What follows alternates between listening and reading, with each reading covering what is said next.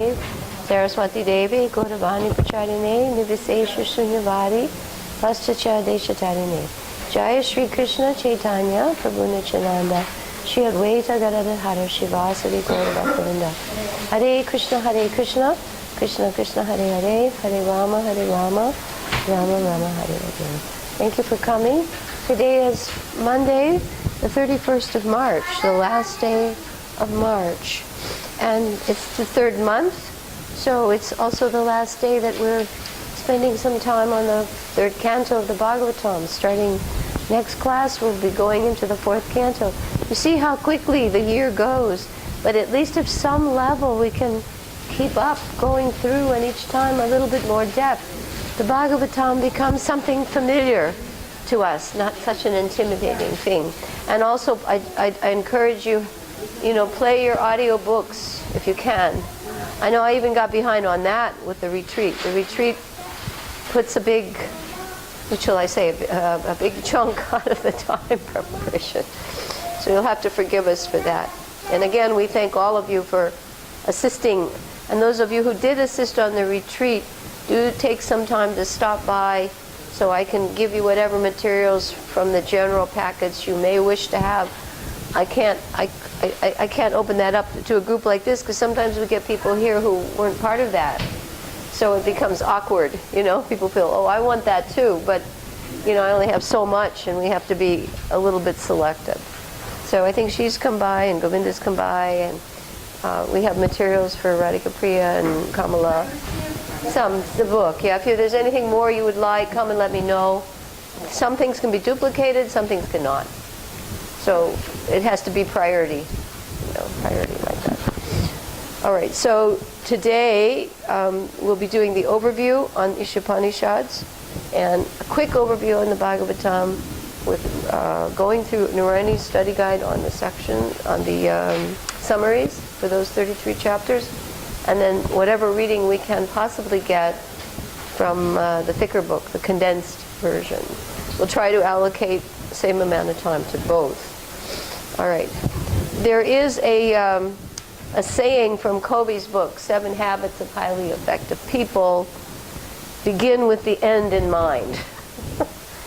So that's an interesting approach. And then I'm always referring to study books that I have.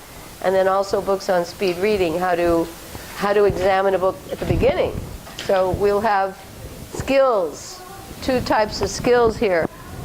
If you have a book, we have 2 in our hands. We don't have this one so much, but your green one. How do I know right away? What do I really need to know right away in a book? The overview, breakdown, and then now I'm calling it underview. That's Gopi Puranadana's term, where you go deep. Okay, so those are the 3 perspectives. And if you begin something with the end in mind, that's our Krishna conscious goal.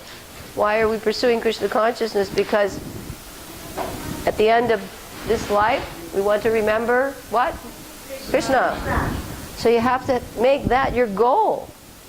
Otherwise, you'll lose track. You'll get off track. So always keep the end in mind. Imagine, this is my last moment. What will I think of? Strawberry shortcake or Krishna? Okay. So that makes a big difference, and that's why we absorb ourselves in the study of the literature. The literature tells us how to proceed, and it's purifying, and it also helps keep the mind fixed on the goal. And it reminds us how critical it is to think of the goal. So that is why we have given you the Isopanishad question bank. Because if you ever do proceed to study it, we have here my former classmate, Krishna Mayini. She's been through it. It's an intense program, isn't it? It's just very, very hectic. So here, if you know in advance what you have to study for the test, and then there are also questions in the study guide, so that helps you know what to look for, what the experts are saying. Always examine what will be expected on an exam. Not that you dismiss everything else, but at least you focus. That this is your priority. Okay. So those are 2 important points for studying. How to analyze a book in a few minutes. What's your first one? Analyzing a book. Take a few minutes. How do I analyze a book? This is a speed reading skill. And the second is Kovi's. Begin with the what? End in mind. Right. And as Krishna consciousness, we have to think of Krishna at the time of death. If our life is to be successful. Whatever we think of, that's what we take. We take that form. So it's serious business. It's not a joke. Serious, very serious business. And every moment calculated by the devas is creating the next body. We are right now in the process of creating our next body. We hear about that in the third canto. How material nature awards the jiva, the living entity, fashions the body by destiny. Not a joke. So the present body has been fashioned by material nature, by our previous activities. Our present activities are fashioning our next body. And it's very nice, too. I was listening to 25th chapter of the third canto, how Kapila says devotional service dissolves the subtle body. That subtle body is what keeps you here. One thought after another, generating more bodies, more mrityu samsara, more suffering, until the jiva gets the idea, wait a minute, I better rectify myself. Okay, so this is your end in mind, and this is your beginning. All right, so what we need now is to take out our magic slates.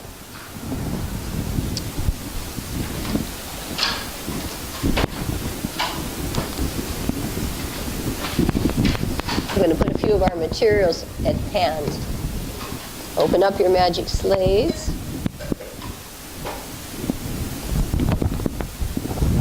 And open up your study guides. Okay.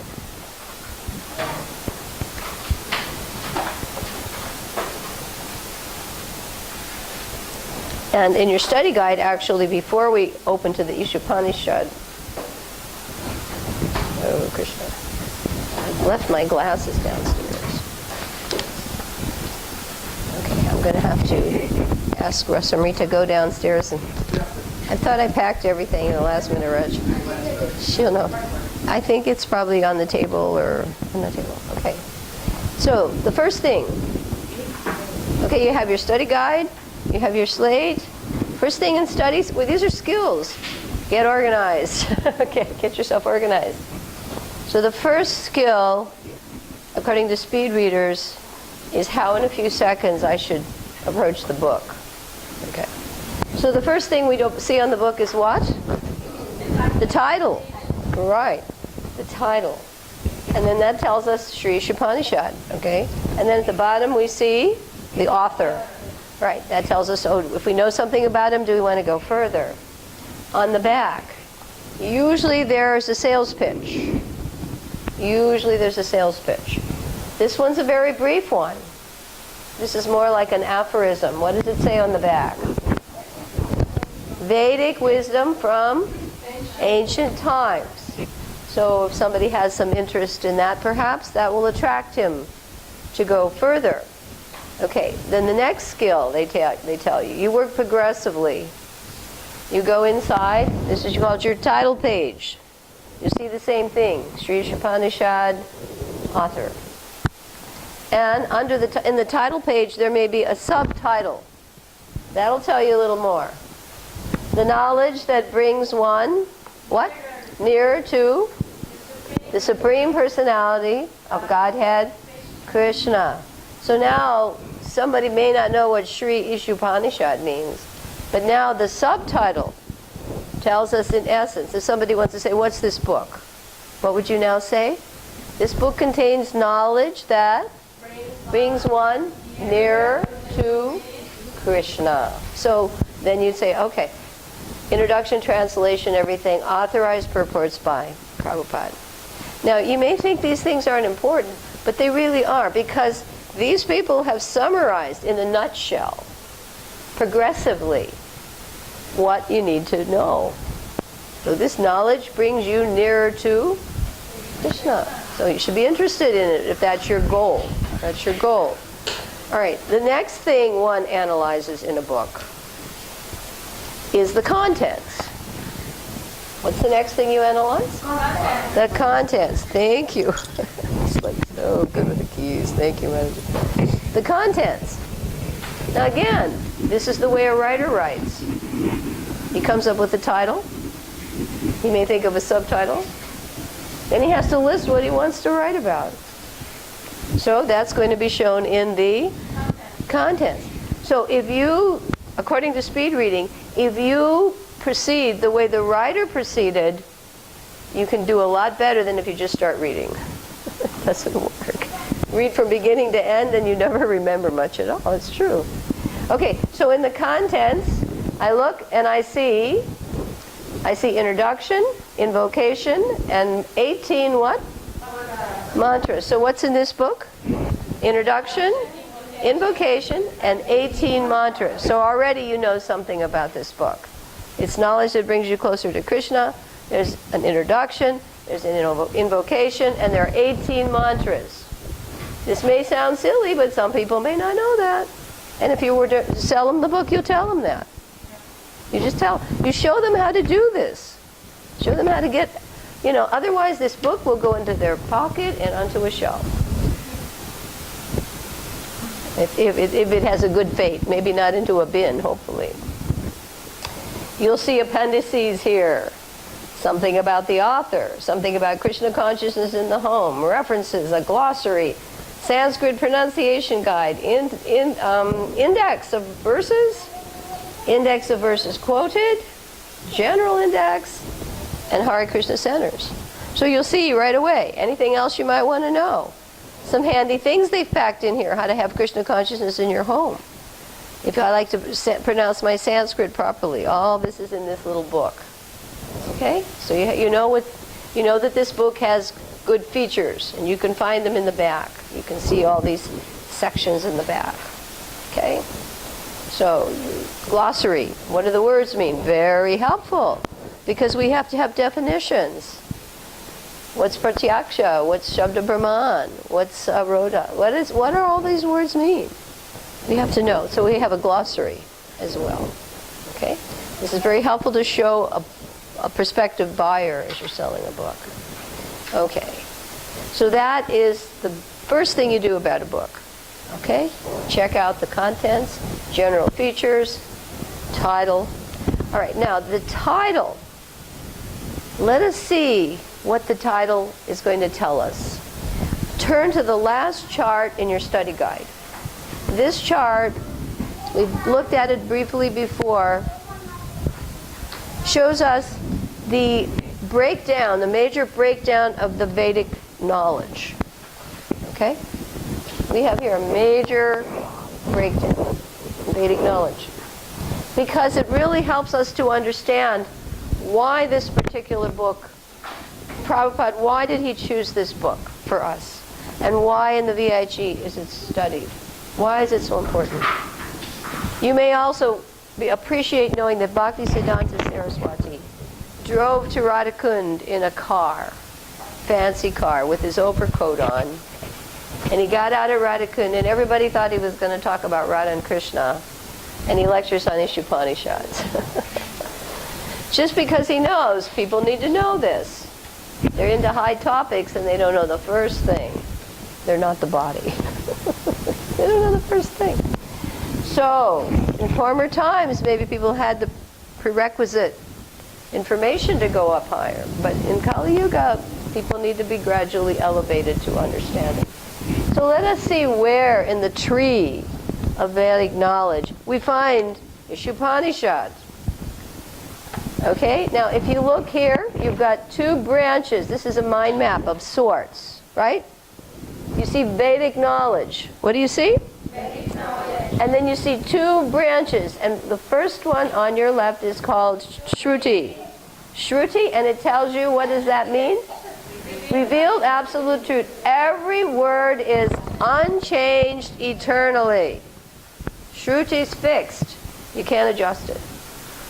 So Shruti is very important. This is the one book Prabhupada translated that is Shruti. Because he wanted that there. So people couldn't challenge him on that. If you go to the other side, what do you see? Smriti. And what does that mean? Composed by sages. Wording may change from age to age. Now that's what Prabhupada has done. He has helped Westerners access Vedic literature without having to study Sanskrit, as this little boy's doing. Now all of us didn't have his good fortune at 10 to study Sanskrit and read the books, and then understand the commentaries as well. That takes a lot of adhikar. So the sages are compassionate, and they write according to time, place, and circumstances. So you have two categories. Shruti, which is unchanged, eternally. And you have Smriti, which changes according to time, place, and circumstance. But it still is composed by authorized personalities. It's not whimsical. It must be heard in the line of disciplic succession. If it is not, it will do harm. It will do harm. If you hear something unauthorized, it is harmful. If you go to a man who's a doctor and he tells you something, and you go to another man who's not qualified and he tells you something, whose advice do you think you better trust? The authorized doctor who have a proven record of reliability. Not the person who's claiming to be and he doesn't have a good record even. You're not going to put your life in his hands, okay? So the Shruti and the Smriti. Now, when we come down, we see we're going to get 4 terms here. We're going to commit to memory. We get 3 divisions here under Shruti. We get Vedas, Upavedas, and Vedangas. Anga means limbs, right? So we get Vedas, Upavedas, and Vedangas. Okay. Now, if we come down, we know there are 4 Vedas. Do you all know those 4? Rig, right? Yajur, Sama, and Atharva. Right, so you know that. We have a group that already, we don't need to go over that. You know the 4 Vedas. Now, you may not know these 4 divisions. Okay? So let's commit this to memory. There are 4 divisions, because at the very end, what do we have? The Upanishads. That's why we're coming down this tree. Okay? So we have first, and you know the word Brahma Samhita, right? Brahma Samhita. Samhitas. The Samhitas are mantras, and they describe, they glorify the goals for the Vedas, mostly the goals for Kamakanda. You know, what it's like. They define the glories of these places, the heavenly planets. I think they're the vastest part, Samhitas. Of course, the problem with the Samhitas is they keep you here in the material world. So most of the Vedas are actually 90%, 3% are meant to deal with those jivas elevating, hopefully by the progressive ladder, to a higher goal than just staying in the material world and going up and down. So the Samhitas, they describe the goal. Then next to that are the Brahmanas. And what are those? Right. Those are the ritual explanations. Those are actually describe the rituals required to get you to your goal. Let's say you say, oh, I want to be on the planet of Chandra, or I want to go to Indraloka. Then there are certain rituals, sacrifices that have to be performed there. So they describe the Brahmanas are those who do that, right? They are the Brahmanas that perform these sacrifices. So those rituals of those mantras are there. So we have what first? The Samhitas. And then you have the Brahmanas. They have to have Brahmanas doing that. You just can't have anybody doing the ritual. Then, even further, we have the Aranyakas. Aranya is like a forest, right? These are the esoteric explanation of the mantras, even deeper now. These mantras are explained even in more depth. So let's repeat. Samhitas, Brahmanas, and Aranyakas. Now finally, at the bottom, we come to the Upanishads. Now this is coming to another category, because prior to this, it's Karmakanda. But what does Upanishad say? Jnanakanda. Now, this is coming for the jiva on a higher platform.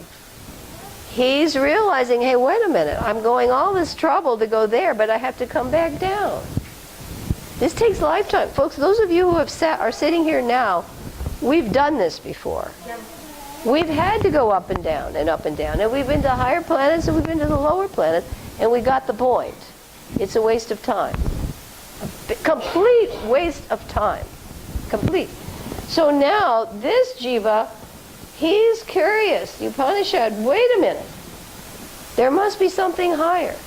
So here we have jnana karma. This is like knowledge that this is a waste of time. And the Upanishads are the philosophical ones. They explain philosophy, the philosophy behind everything. And it is for the person who's now ready to go a little bit beyond fruitive activity. But it's still in the jnana karma section. Now, of the Upanishads, by the way, we'll go across here. You can see Upadevas like Dhanurveda. Those are the Vedas that describe warfare. And you all have heard about Ayurveda. All of the medical sciences, those are in those Upavedas.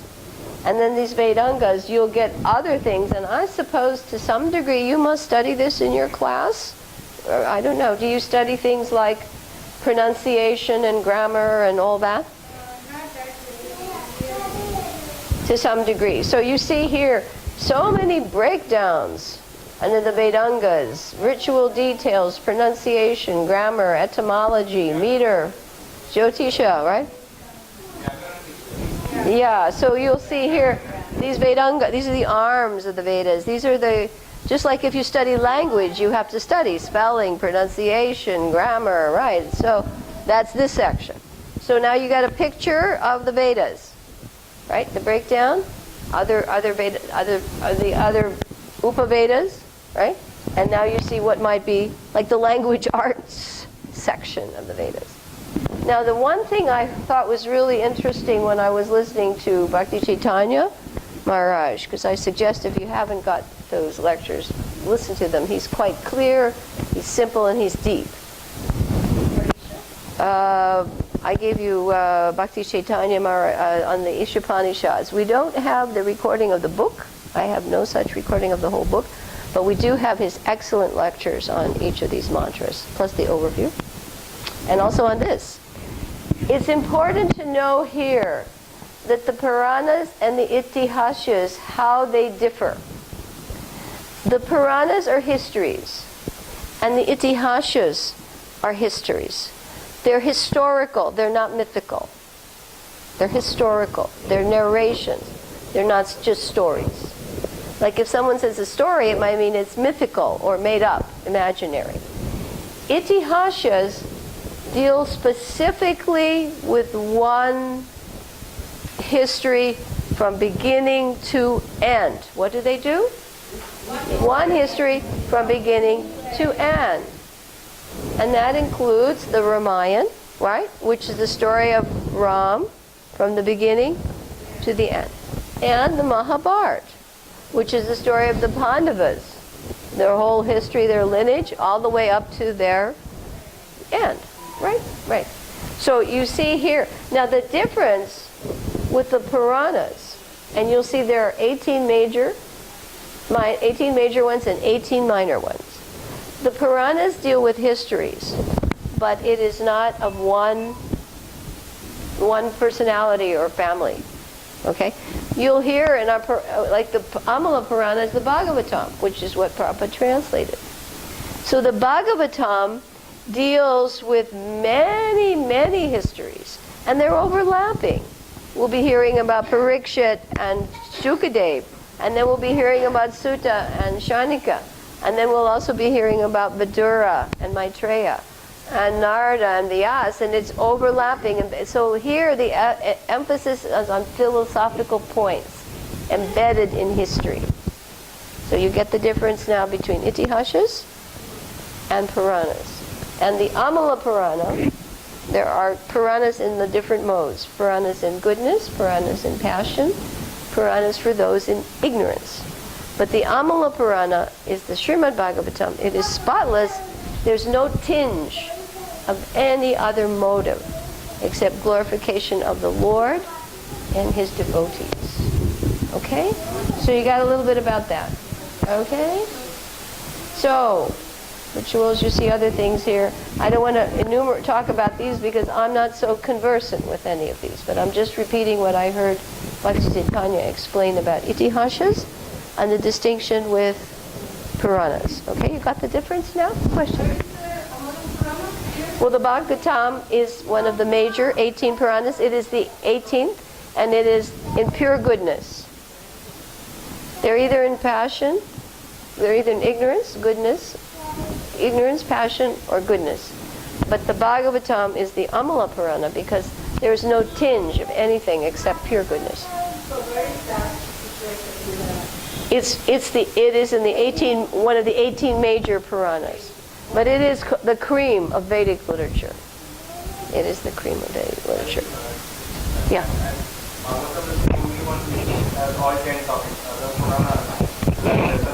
Lesson topics. Okay, that's a good point too. All the 10 subjects are in the Bhagavatam.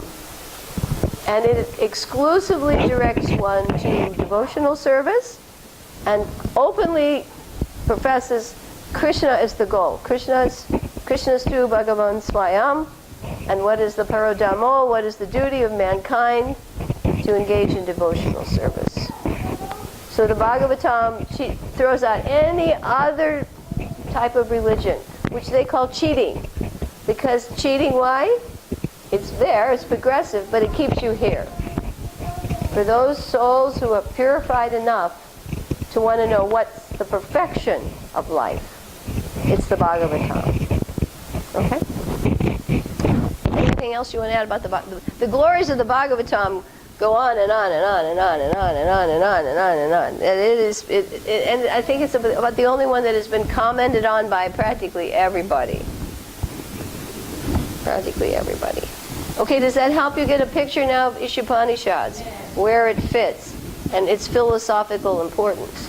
Now, in the Chaitanya Charitamrita, and I forgot the reference and I didn't look it up, I think it's in chapter 7, Bhakti Chaitanya was saying, Prabhupada lists 108 Upanishads. There are many, many, many, many, many, many, many, many more. But there are 108 major ones, and the first one is Sri Isopanishad.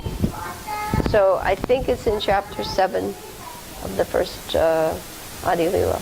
I'll have to check which first, but you'll get a list. So you can see the importance of Sri. Isho means the supreme. Isopanishad. Okay, everybody got the context now? And you know pretty much the meaning of the title? And its preeminence, even in the list of Isopanishads. Of the Upanishads, it's the first one. Isopanishad. Okay, everybody okay on that one? Okay, turn to your neighbor and in about 30 seconds you tell them something. You work with Mataji? Okay, you go over there. And you tell them now a little something that you didn't know before. Did anybody learn anything right now? Okay, good. Okay, that's important.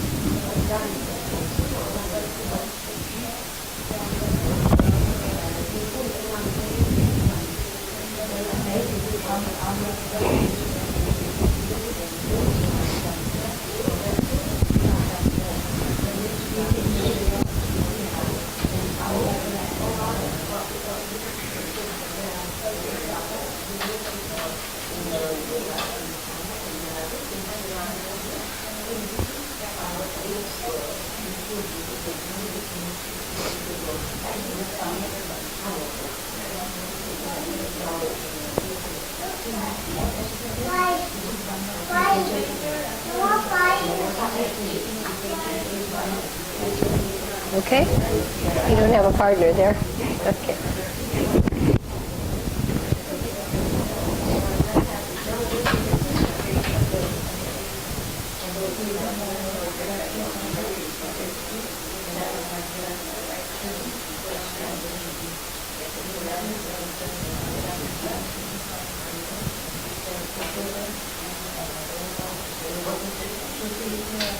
Okay? I think it's important at least to know the Samhitas, right, because I say that because Bhakti Chaitanya Maharaj elaborated a lot on these in his introduction, placing it. Not that it wouldn't be important to know the others, but I don't like to speak on something I haven't heard. Yeah, I haven't heard, so unless I've heard and I don't have reference. I do have some recordings of Gopi Purana Das, which I need to play, on which he spoke on this chart which he created. Yeah, this chart had come from him. But there's a lot there, but it is important to know, these different divisions, so you're familiar with the terminology. You can see how vast Vedic literature is. Prabhupada has really distilled it. He's given us the cream. Okay? Yes, questions? Yes. Each one of them has these subdivisions.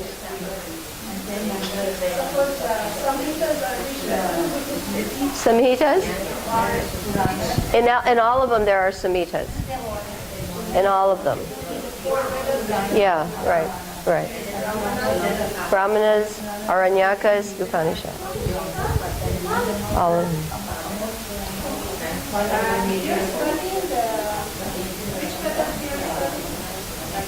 Well, the Isopanishad, I believe, is from the Yajur. This particular one, I think, is from the Yajur. I think that's quoted in the book.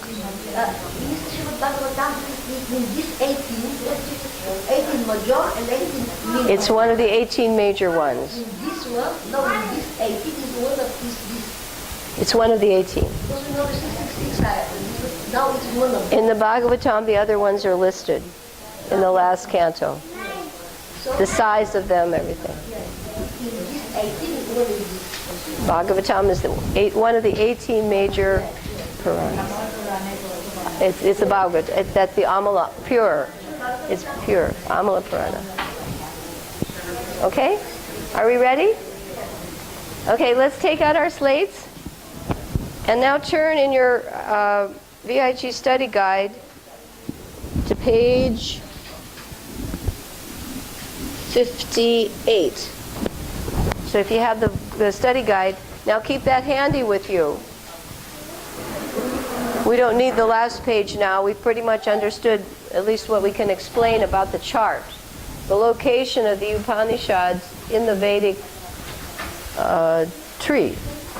The Vedic tree. I think it is important to know where these books are and what their importance is. Because then, and you can see how Prabhupada extracted the Sri Isopanishad as being the first one and most important one. Okay? All right, now let us use our study skills on page 58. So the first thing you know is you have Sri Isopanishad overview. That is our next step. We've analyzed the book title. We've looked at the book quickly to know its features, what's in that book. Now we're ready to go to the second progressive level, and that is the overview, breakdown. Overview, breakdown. Okay? We talked about that at the retreat. We gave three perspectives. This is your overview of a subject, and this is your ground view, breakdowns. And then now, this is the term Gopi Puranadana coined. It's called underview, where you go deep below into the water, underview. Okay? So these are three perspectives of study. I first need to get the big picture. Then I get the topic pictures, these section titles. And when I'm ready, I fix those in my mind for contextual reference. Then I'm ready for underview. I go deep into the text. I go deeply into the purport. I can go into many commentaries, other commentaries, related commentaries on the text. Okay? But without the overview, topic, section titles, then the in-depth thing will be fragmental. You don't quite know where you are. So these are the first progressive approaches. Okay, so here in our Sri Isopanishad, according to this breakdown, we'll make a circle here, and we will, according to them, it says, it has how many broad divisions in this book? Can you read underneath? 6. So we will make 6. We'll use the map form. We're going to get 6. We're going to get 6 broad divisions of the overview, right? You got your big topic, you know what Isopanishad means now, you know where it fits in the picture, generally. You know its position in terms of Upanishads. But now we're ready to go to the ground level, topic sections. Okay, here, so now we saw, they say we have 6. All right, so I think we put I before, in the middle, for I for the book, standing for what? Isopanishad. And then we put an I on the first circle to represent introduction. Now this is Prabhupada's introduction, which was a lecture, I think in 1969 in London. And he gives a very, very clear understanding of the importance of this book. And then we have another I. So we have 3 I's here. I in the middle for Isopanishad. Our first circle we put an I for introduction. And the next circle we put an I for the invocation. This is your first important, invocation, prayer. It's a prayer, really. Invoking the mercy, benediction, okay? And we also include in that mantras 1 through 3. Okay? So the introduction is just text. There are no mantras there, but many points. But in invocation, plus mantras 1, 2, and 3. Okay, that's our next topic breakdown. Okay, because we get major divisions here. Then For the next one, we put an M in the third circle. M. And those go from verses, texts, or mantras we shall call them, because they're called mantras here. 4 through 8. M stands for Mahabhagavat. What does it stand for? Mahabhagavat. This is the vision of a person who is a Mahabhagavat. And that is important to us because we ultimately hope to come to that platform in our progressive spiritual life. That is the vision of eternity, the vision free of material contamination, the vision free of entanglement, of reaction, bondage. So it is the goal. You want to know how a Mahabhagavat thinks. How does he see? How does he act? Okay? So again, I is for, in the middle, Isopanishad. Next one? Introduction. And the next one is invocation, and 1 through 3. And your third little circle on the outside is M. Mahabhagavat, mantras 4 through 8. Now, in the next two, we have comparisons. Remember, we talked about different kinds of purports that Prabhupada writes. Some are comparisons, compare, contrast. So here we have compare, contrast in these next two sections. So we're going to have comparisons of, I'm trying to remember what code I gave you, knowledge and nescience. I believe comparing knowledge and nescience. So let's just put a C here. We'll put C in the next two, and you just have to remember, unless you can write it on your slate. In the first one, we have a comparison, and the mantras are almost identical. 1 or 2 words will change. Okay? We're comparing knowledge and nescience. And that goes from 9 to 11. The mantras are almost identical, 9 and 11, and 12 to 14. 1 or 2 words will change. These are, it's really good to identify, is this mantra a description? Is this mantra a comparison? Is this mantra, the term is conflicting. Yeah, it seems like conflicting information. He walks, but he doesn't walk. You know, this seems to be conflicting. But these are comparisons. So from the next one, it's a comparison from 12 to 14. It's a comparison of worship. Worship of the absolute versus worship of the relative. So what is a comparison of? Worship of the absolute and worship of the relative. Now notice in the Isopanishad, the terminology is general.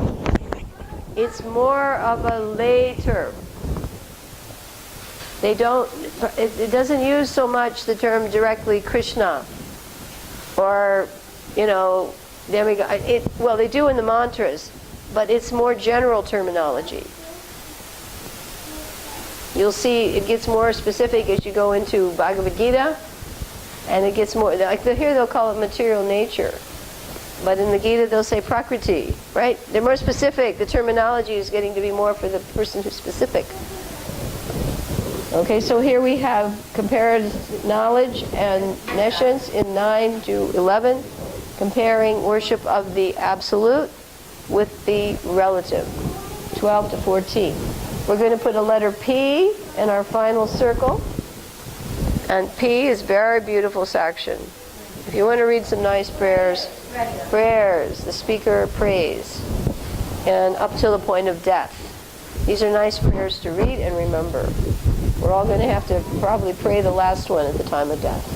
At the time of death, I remember even my father was an atheist. He used to say, death is the great leveler. Leveler. It levels.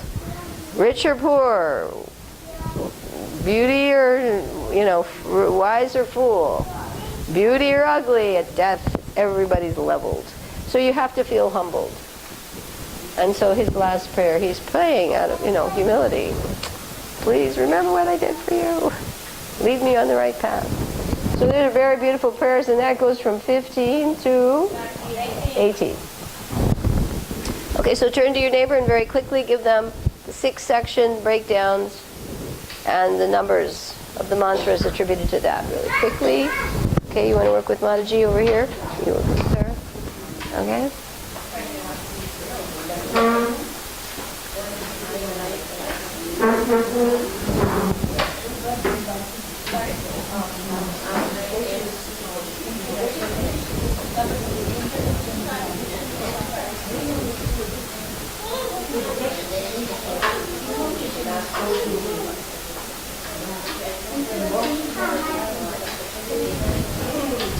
Were there any extra green books, Rasamrita? I left my copy downstairs. Well, you need yours also. I should have had... Should I get it from that? No, I don't. Well, okay, because it is important. We want to do... it should be, on the back there on that table where it's almost against the curtains. No, it's like right in the back table, and it may be under my little... I think it's under my little book we did for the VIG thing. Underneath, it's under... No, it's on the top, but it's under another book there. It's right by the little curtains in all the cupboards, okay?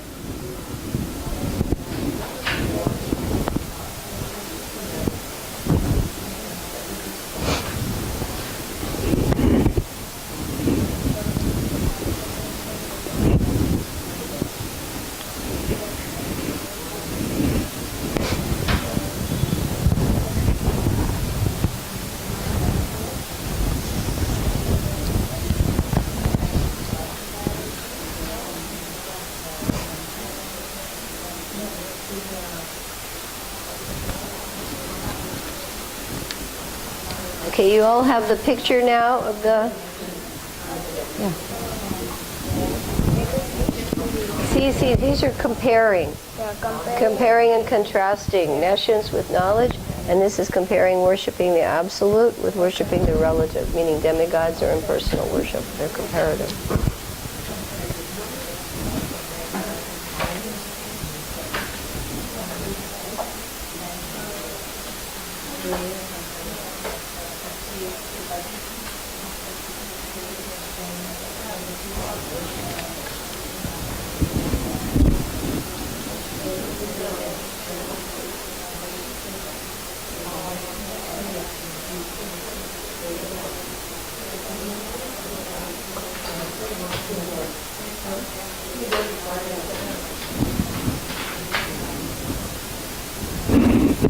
Okay?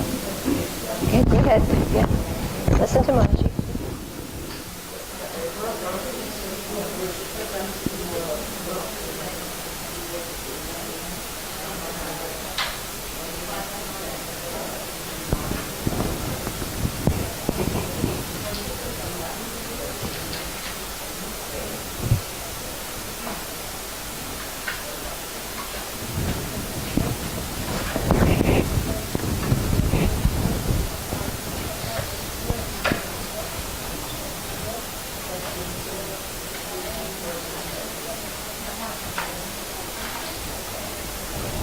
Goes so fast, huh? And it's so nectarian once you get into it, isn't it? I mean, it just, I don't know. Once you really get into it, you really appreciate what we have. Thank you so much. Ah, he's smiling like anything. Thank you so much. You're such a together little boy. Fantastic. Okay. All right. For the sake of people who have to leave at 4:30, let's move on, all right? Because we want them to get some nectar before they have to go. Okay, we have another study skill now. We tried this the last time. When we're reading, we have two skills. One, we use our hands, but another one I like even better is before we give it a rating. How many stars do we have in this point, this text? So the first thing we have, introduction. Okay? We're going to mark stars now, because that's easier to remember. I mean, we can read selectively, that's good, That's one step, but I sort of like this better. So let's quickly read. Let's turn this summary into what kind of a summary is it? How many stars? So first of all, we have a definition. So we got to know what we have here, because this is also what we talked about at the retreat. There are different kinds of verses. There are different kinds of essays. The first point we have a definition in here. And then the next thing we have a need. 2 stars. What's the need of this book? And also, the third thing is guidance from the Vedas. You have to have a need, you have to have a definition, you have to have a need, and you must take guidance from the Vedas. So we have 3 stars in this. Examine the summary. What level is it? Like a movie. Is it a 1-star movie, a 5-star movie? And here it says, the next point, it's directly Vedic literature being part of Shruti. So we've got 4 stars here. So we have a definition, we have need, we have guidance, and we have Shruti. Right, now when we read this, you follow. In the introduction, Srila Prabhupada established the of and the to take from the Sri Isopanishad is directly being part of the. Now you see how easy it is. Pick the points before you read. Pick your points before you read. Then the reading is, something happens. It catches. And you can probably make points on a test. Right? If you were asked what's in the overview or introduction, you could say Prabhupada defines.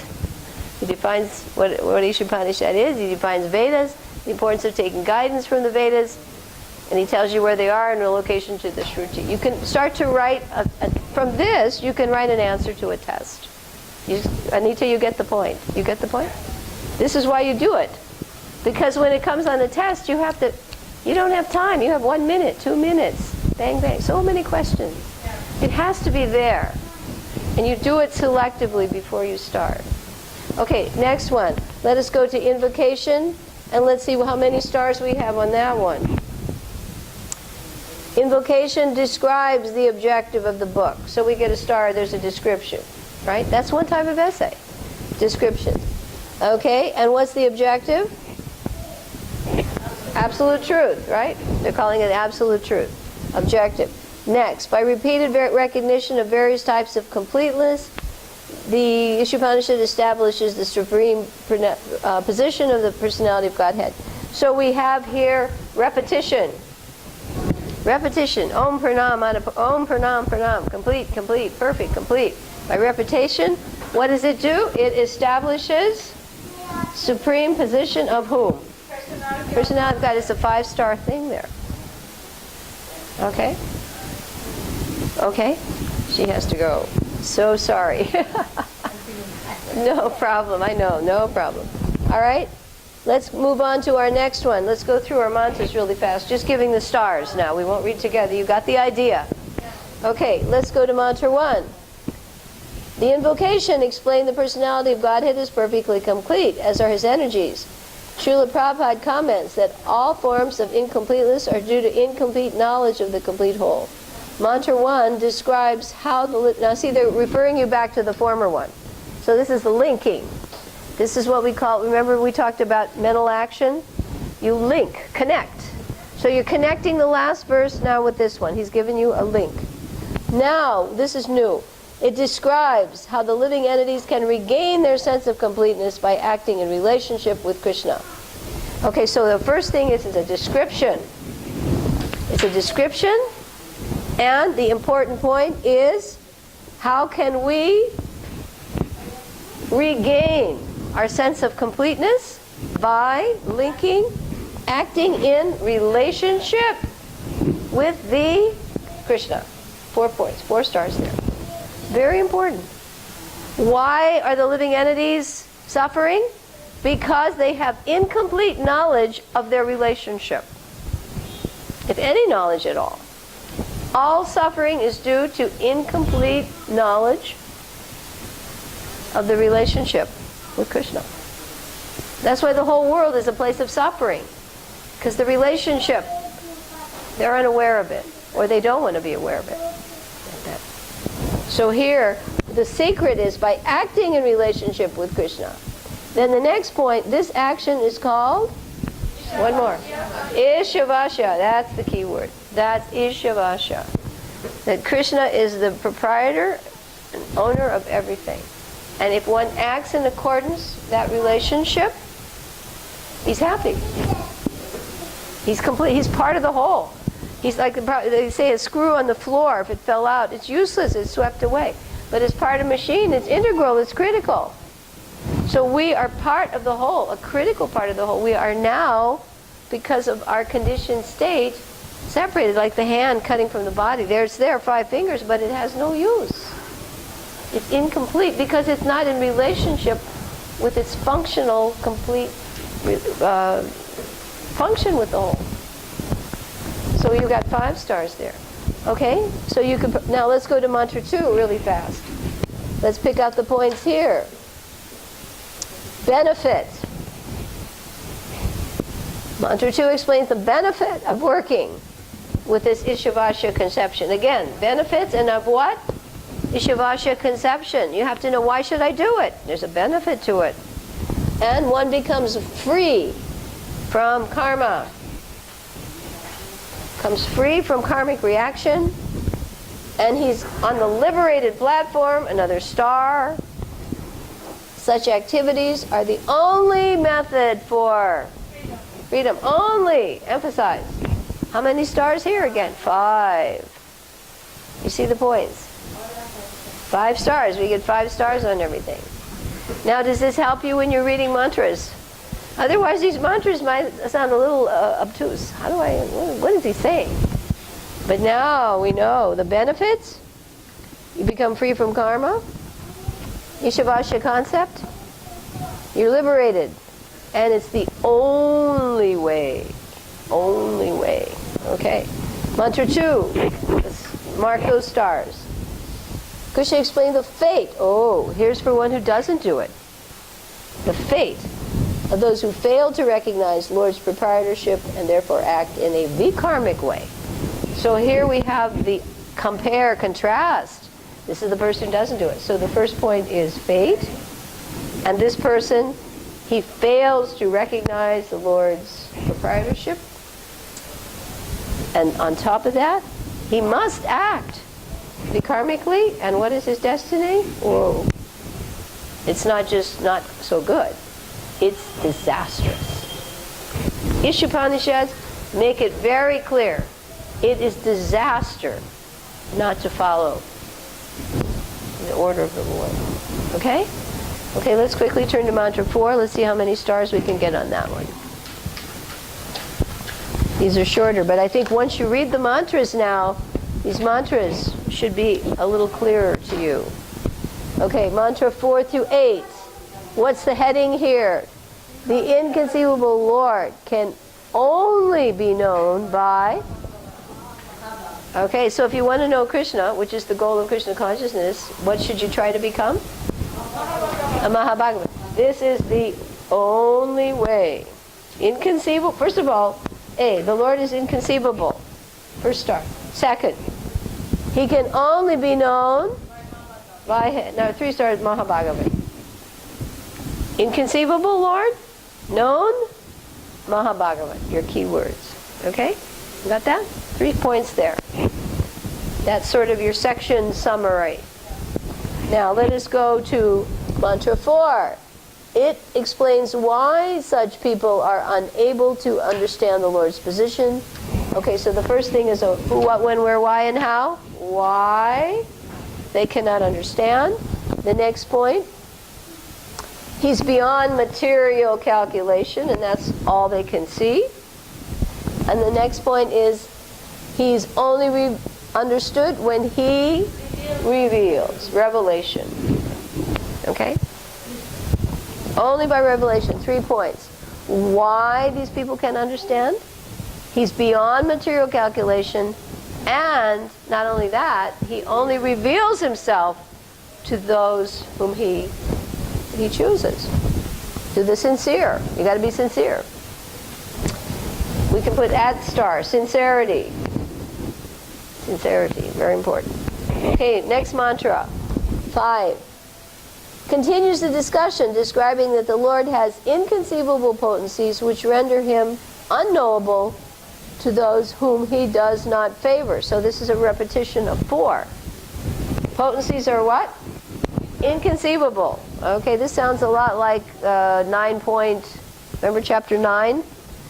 Krishna's inconceivable, right? Slokas 4 through 10. We did that the other day, 4 through 10.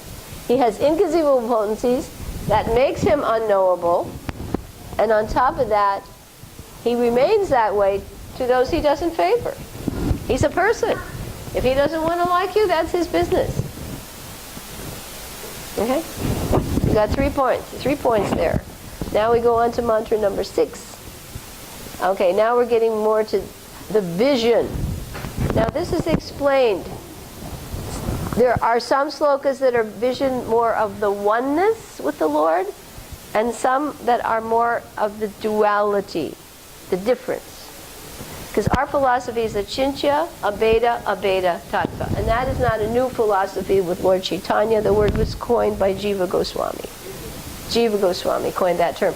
Lord Chaitanya adopted that as the philosophy to umbrella.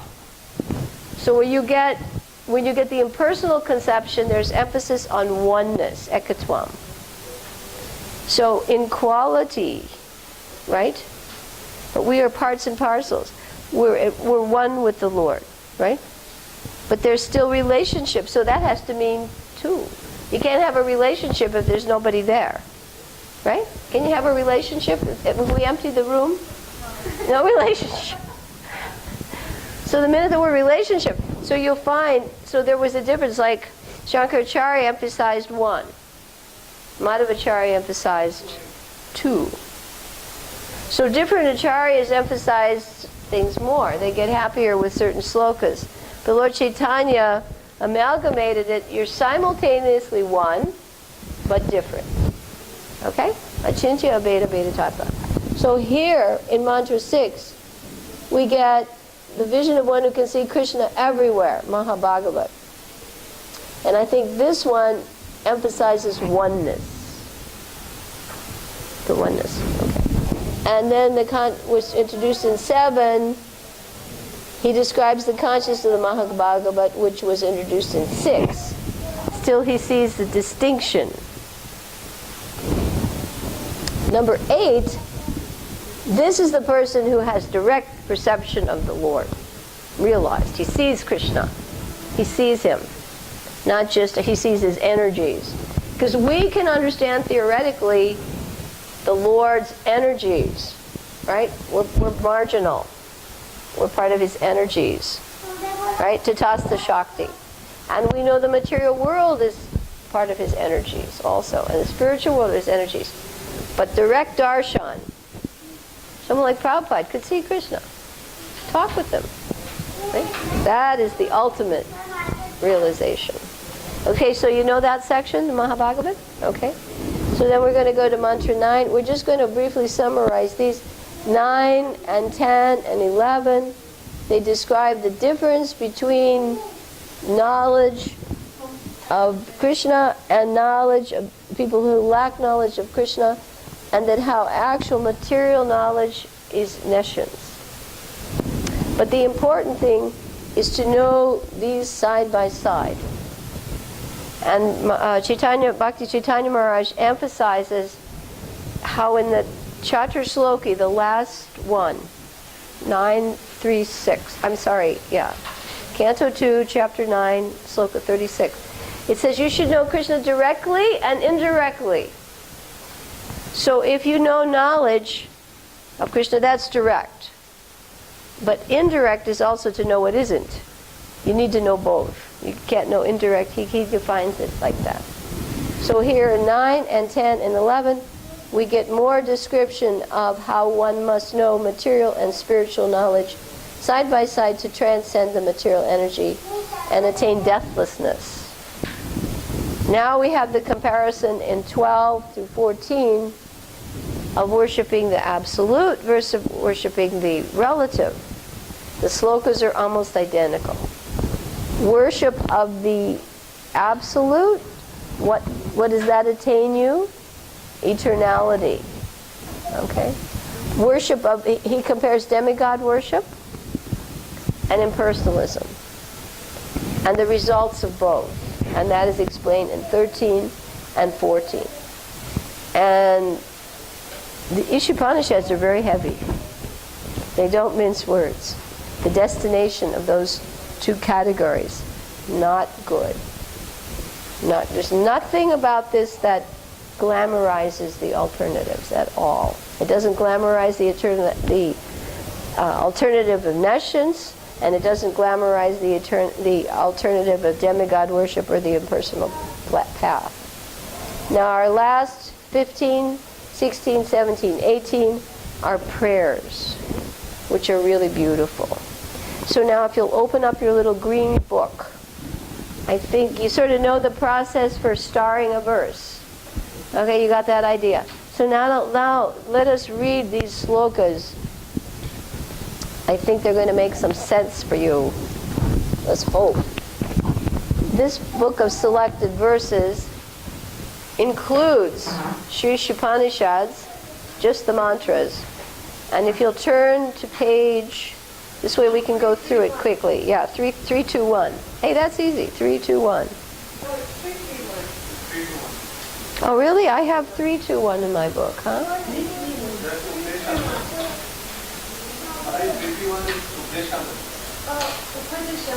Yeah, Upanishad invocation. 3, 2, 1. Everybody got it? Okay.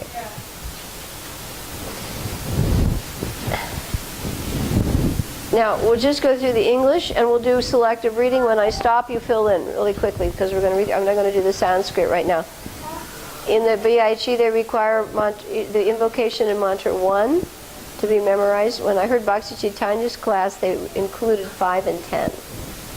But I think now they just require invocation plus 1. Yeah. Only 2, yeah. Okay. Okay, so everybody chime in when I stop. Use your little fingers. Got your flute, hands. You've got your cursors ready. Here we go. The personality of Godhead is perfect. And complete. Now you'll notice repetition here. And because he is perfect, all from such as this phenomenal world are perfectly equipped as complete wholes. Whatever is produced of thee is also complete in itself. Because he is the complete whole. Even though so many complete units emanate from, he remains the complete balance. Complete, complete, complete. So if you had to pick 2 words, you'd have to say perfect and complete. That's Krishna. Pretty much in a nutshell. And maybe some other words you might pick. Emanations, right? Balance. 1 plus 1 is 1, and 1 minus 1 is 1. Okay, mantra 1. Everything animate or that is within thee is and by the. One should therefore accept only those necessary for which are set aside as his important word here. And one should not other things, knowing well to whom they belong. So this is a heavy one, because if you take more than your share in one lifetime, I was talking about this with Anita. You know, people have a lot of money or a lot of things that they think they're in a better position, but actually they're in a dangerous position. Because if in one lifetime you exceed a required quota, then the next lifetime you have to suffer proportionately. You'll be bereft of that amount in the next lifetime. So, like, what is the remedy? That's it's scary, bare necessities. So, like, suppose one person has a certain quota. Yeah, right. That's general quota. It has to be dovetailed and utilized.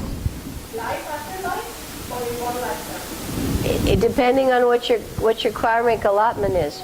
But if you take more than what's necessary, next lifetime. Very scary. Especially, like people are taking from the material energy. Prabhupada said they're big thieves because they're using the material nature as their own. But it doesn't. That's the Ishivasya principle. It belongs to Krishna. Very scary for them. Very scary. Okay, everybody ready to read along? One may aspire to live for of if he continuously goes on in that. For that sort of will not to the law of karma. There is no to this for that's what happens. This is uncompromising. Isopanishad is uncompromising. Next, mantra 3. The of the whoever he may must enter into the known as the of the full of and now this is Atmaha. And it could be a big Atmaha, a little Atmaha. Big or little, but Atmaha. Mantra 4. Now this is where you get inconceivability. You get what seems to be contradictions. I think in this one we have 2 or 3. Although fixed in his, the personality of Godhead is than the, and can overcome all others. The powerful cannot, although in one, he controls those who, the, and he surpasses all in excellence. Okay, this is his supreme position. Mantra 5. Now here's 3 contradictions. The Supreme Lord and does not. He is far away, but he is very as well. He is within, yet he is of everything. 3 contradictions in this sloka. Look for these little tips, contradictions. Okay? All right. Now here we're going to see the Supreme Lord within every one. He who sees in relation to the who sees all living entities as his and who sees the Supreme Lord everything, never anything nor right. That's a very elevated position. It's non-dual. It's beyond. It's from his platform. Mantra 7. One who sees all living entities as in quality one with the Lord. Now this is ekatwam. Ekatwam. One with the Lord. Becomes a true knower of what then can be or anxiety for him. This is the oneness.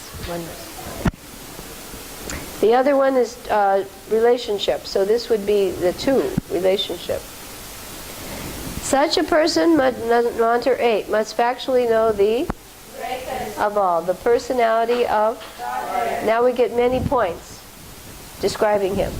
Who is omniscient, beyond, without, pure, and the self-sufficient, who has been fulfilling everyone's since time. Yeah, this is Krishna. He's fulfilling everyone's desires.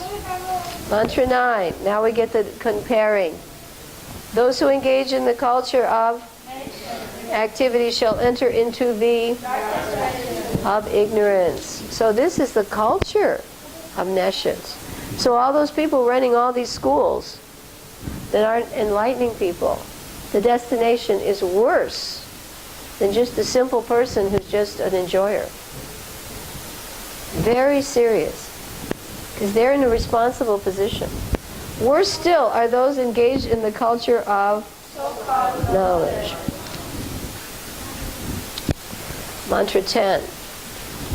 The wise have explained that now this is result is your word, from the culture of, and that a different is obtained from the culture of So they're emphasizing this result.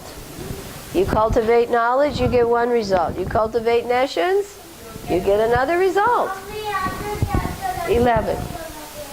Now here we have the two side by side as being essential. Only one who can learn the process of and that of transcendental side by can the influence of repeated and death and enjoy the full of immortality. So you have to know both side by side. This is an important sloka, number 11. Now 12, 13, 14. We're comparing worship of absolute with worship of relative. Those who are engaged in the worship of enter into the darkest region of still more so do the worshippers of the whoa, heavy. That's worse. 13. It is said that one result is obtained by the supreme cause of all causes, and another is obtained by worshiping that which is not. All this is heard from the authorities who clearly, yes, we're looking again, is result. Notice the words are the same. Mantras are almost the same. You check them out. 9, 10, 11, 12, 13, 14. One or two words will be different. Mantra 14. One should know perfectly the of Godhead, and who is it? Sri Krishna.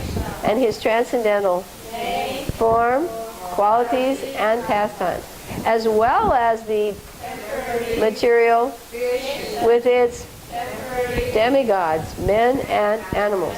When one knows, he surpasses and the ephemeral cosmic with it. And in the eternal of God, he enjoys of bliss and knowledge. So this is the ultimate result of knowing side by side. Mantra 15. Oh my Lord, sustainer. Now he wants to see the form of God. Up till now he's been absorbed in the Brahmajyoti, the effulgence, the impersonal aspect. Now he wants to know what's beyond. Oh my Lord, sustainer of all that. Your real is covered by your dazzling. Kindly remove that and exhibit to your pure. Now I want to see you. I want to see you. Oh my Lord, O primeval philosopher, maintainer of the, O regulating destination of the pure, well-wisher of mankind, please remove thee of your transcendental so that I can see your form of bliss. You are the eternal supreme personality of like unto the as am I. Beautiful prayer. Mantra 17. Now he's ready to die. Let this he knows the body's temporary. He knows he's something beyond, and he knows there's a form. Let this temporary be burnt to. Let the air of life be with the totality of.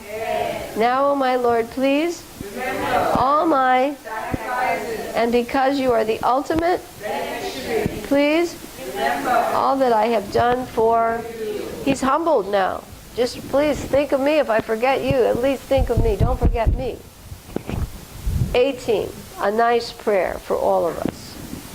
Oh my, as powerful as, oh, now I offer you my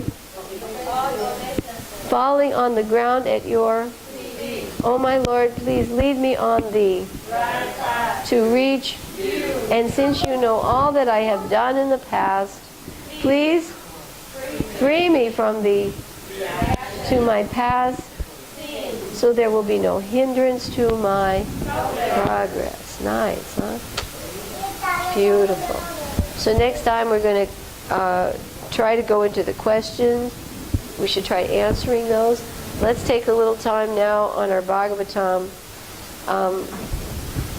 We're just going to read Narayani's summaries. Give everybody the summary book. We'll go through those quickly. There are five subsections here in the third canto.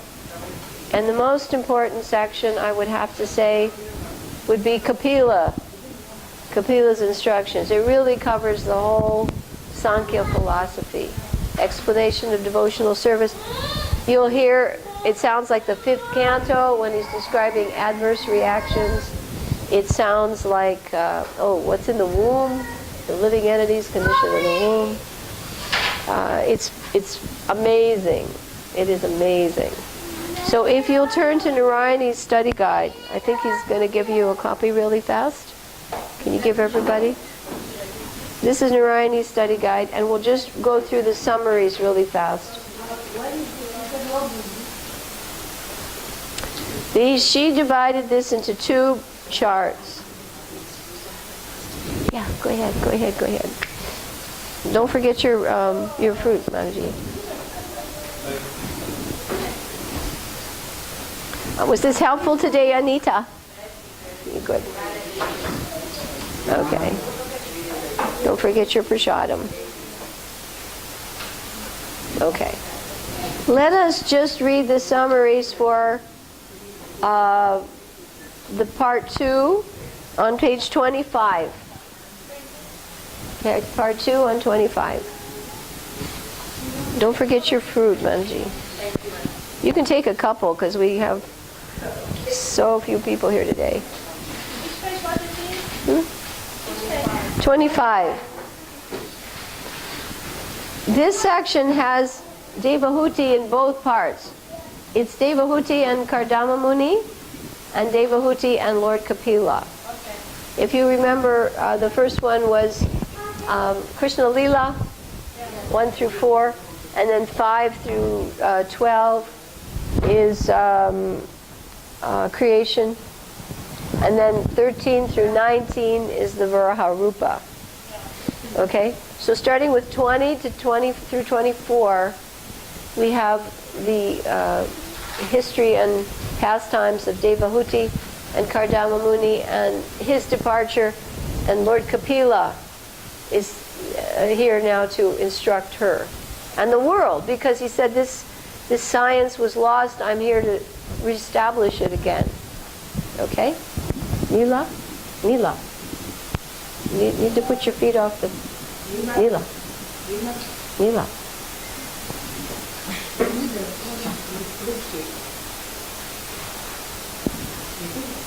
Yeah. Or is he sleeping, I think? He's ready to go to sleep. Okay. Yeah. Yes. Very good. All right. So we'll go around now, and if you're ready, you can read the summary on page 25.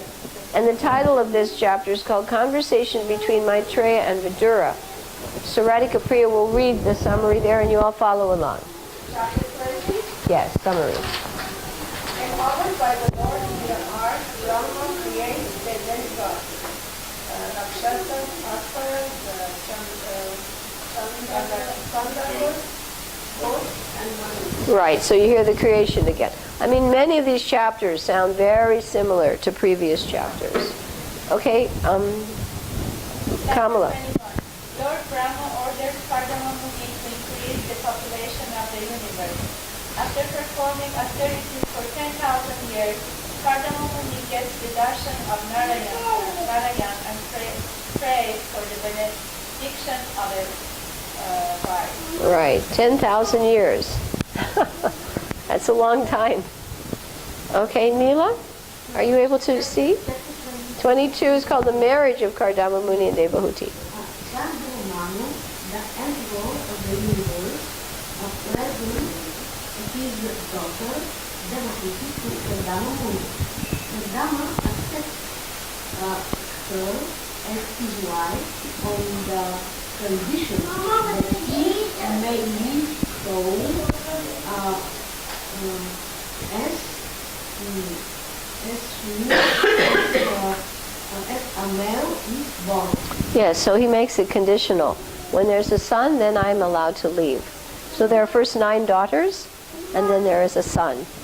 Okay, are you ready to read Devahuti's lamentation? Chapter 23. After faithfully serving Kardama for years, Devahuti desires to have children. Kardama then creates a mystic airplane complete with lake, Palaces. lake and garden, and we enjoyed with her as they fly to all the planets of the Okay. And 24, this is his renunciation of Kardama Muni. Are you able to see well enough? After the birth of the son, Kapila and incarnation of the Supreme Lord, Kardama leaves home with the understanding that Kapila will take care of devotees. So that's the understanding now, right, Priya? 25 now takes us into the final section. This section is Lord Kapila's instructions, and this chapter is entitled The Glories of Devotional Service, a very beautiful chapter. Go ahead. When the devotee requests Kapila to deliver her from her great fear of the tree of existence, Kapila explains Sankhya Yoga, which begins by transferring one's attachment from matter to the association of pure devotees. One can quickly advance on their path from struggle to prema by attentively hearing and discussing the Lord's activities. Devotee thinking of the Lord's name, His charming form and His qualities and pastimes. His appreciation in life. It's very hopeful. In this life, it stresses that.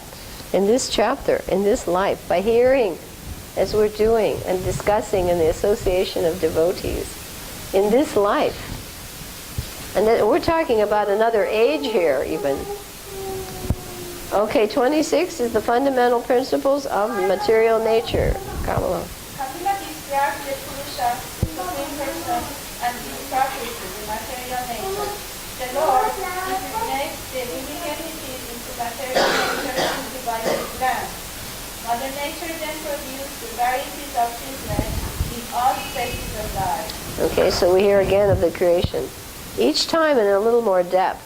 But each of these cantos you'll find the same things. You'll find the universal form, the creation. All right, chapter 27 is entitled Understanding Material Nature. Neela, you want to read that summary? Kapila describes how the performance of devotional service and detachment. One becomes liberated from the control of the material mode, even while in bondage. Thus, one revives his natural affection for God and goes back to Godhead at the end of life. Okay, so simple formula. Transfer attachment from material nature to spiritual. Okay, and your natural affection for God, and at the end you go back to God. All right, Rasamrita, this chapter is entitled Kapila's Instructions on the Execution of Devotional Service. In the Ashtanga Yoga process, the yogi meditates on the form of the Lord in his heart, beginning with the Lord's lotus feet. Lord Vishnu's feet shatter the mountain of sin within his heart. Pretty powerful. Okay, this is on meditating on the Lord's form. And Raghav, would you like to read now 29? We have explanation of devotional service by Lord Kapila. These chapter titles are quite similar. Okay?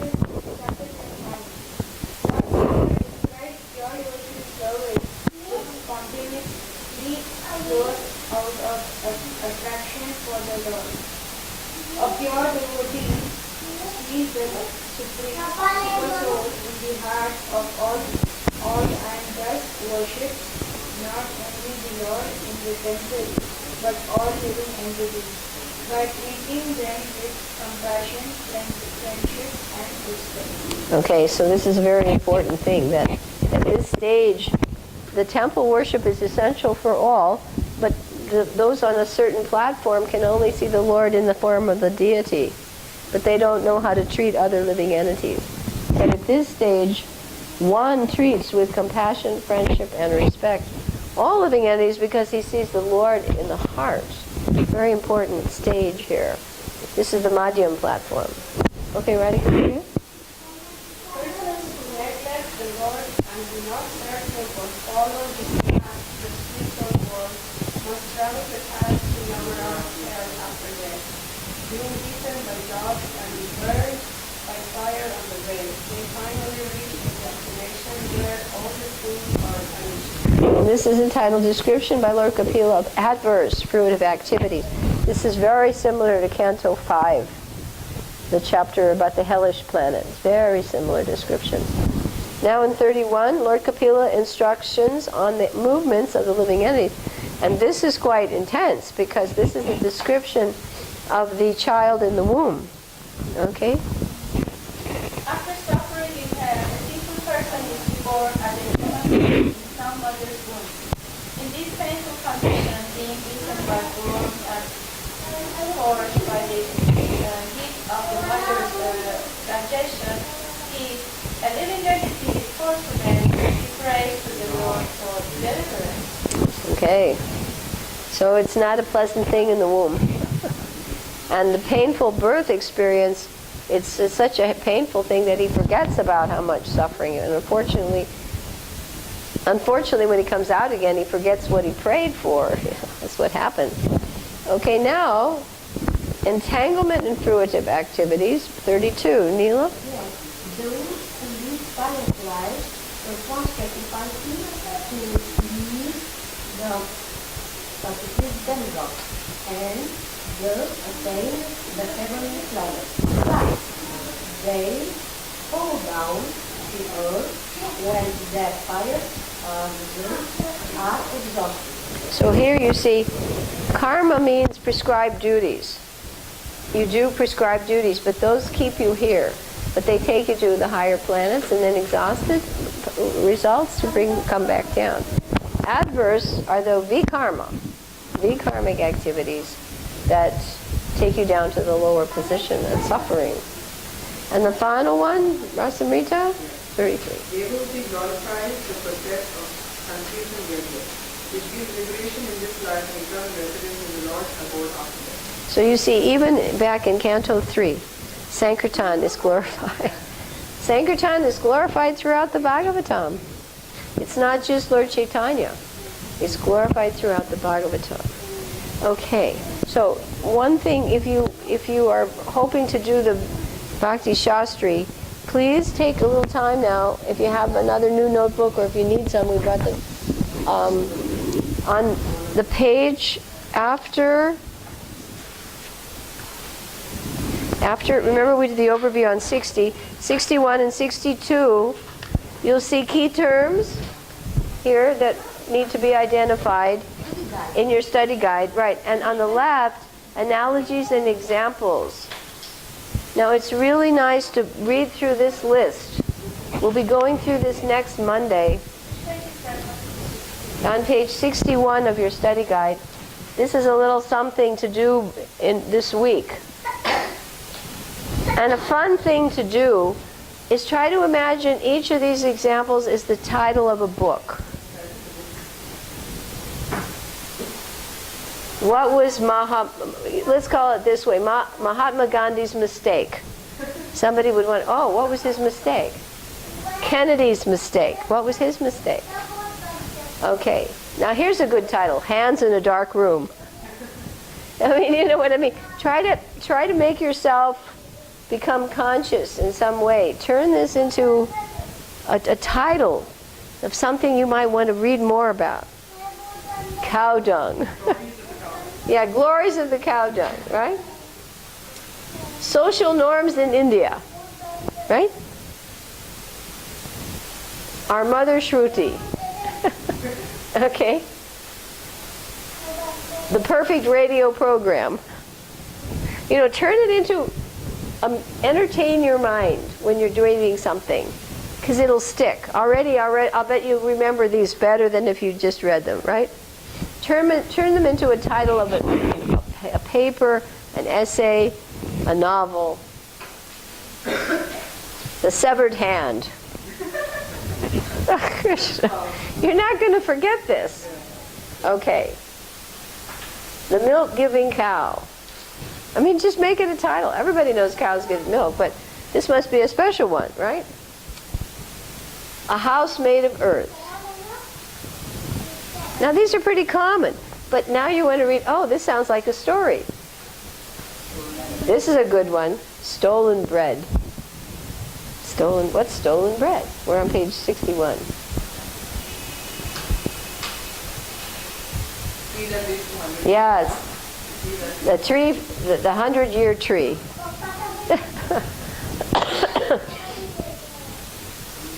The human body boat. Fire, heat, and light. You know, just turn it into some title or something. Fire, heat, and light. Prahlad in the pillar. Prahlad and the pillar. Just make it into an interesting, fun play. Actually, let your mind become entertained by this topic, because the mind is always seeking enjoyment. So make it enjoy the right things. Heat, light, and fire.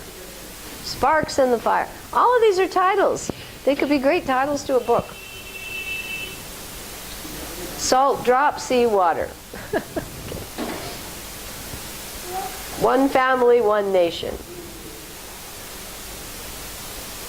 The Father, creator and maintainer.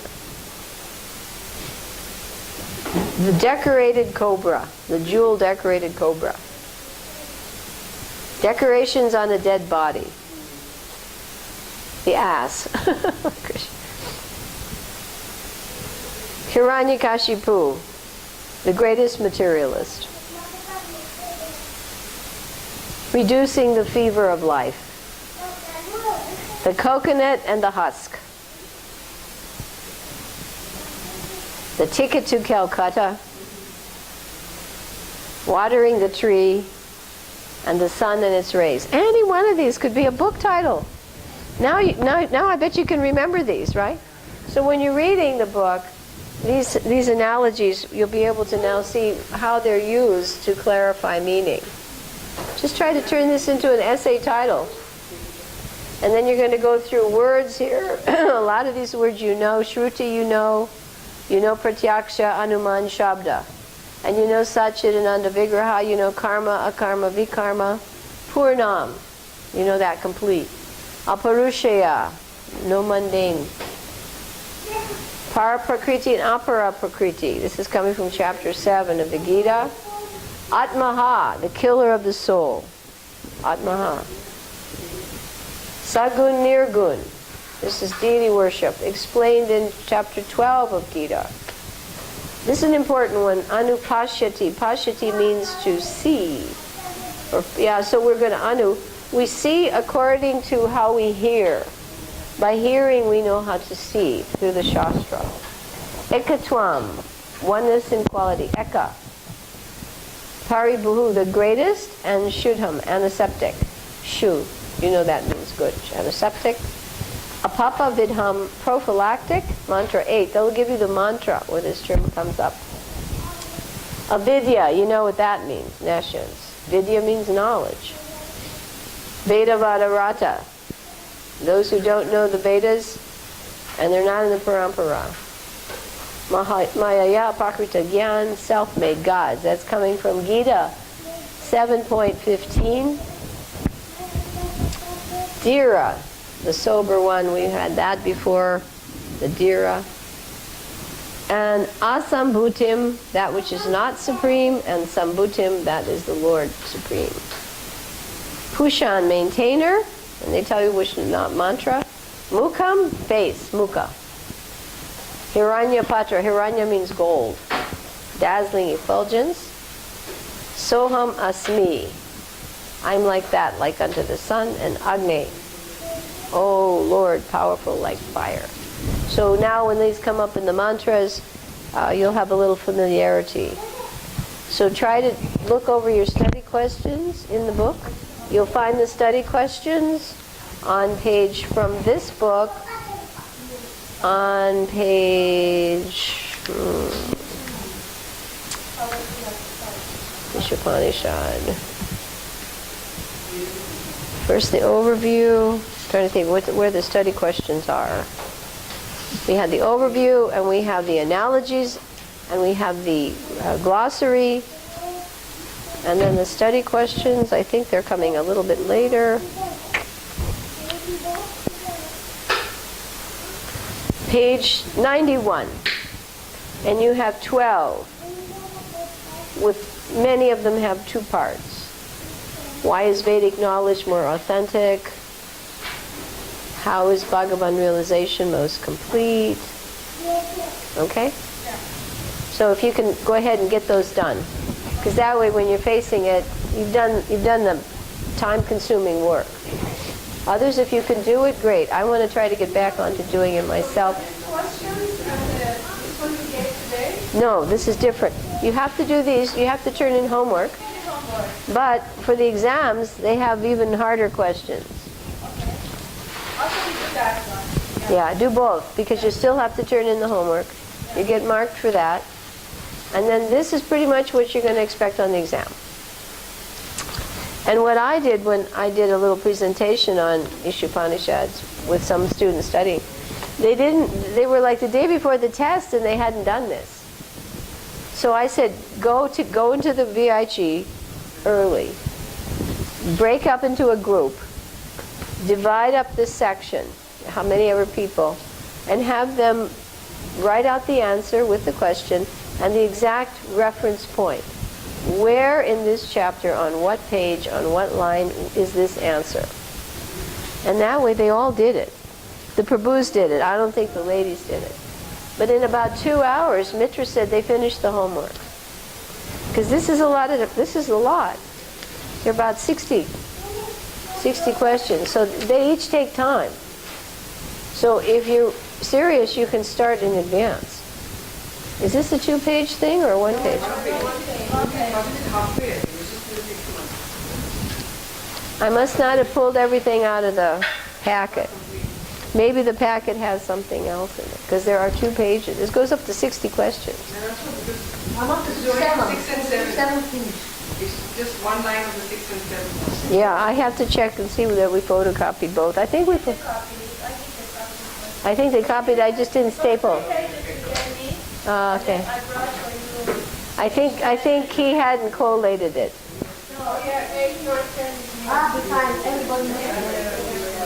Okay, so I have to check then. I think I just packed this. Do you have the rest of them there? Yeah. Okay, so he's giving you 62 questions.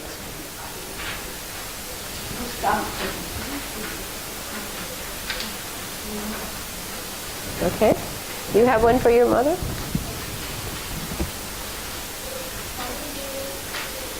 No, I'll make sure we get the rest of these collated. I can work on that. So it's a lot. You can see how much pressure they're under, because they're sitting in classes all day long. Usually what I did was I just sat in my chair. I didn't go home for lunch. I didn't take lunch. I just sat and did the homework and did these questions.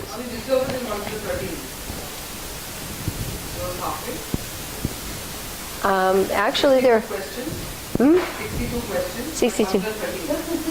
Then there's still another sheet. Another.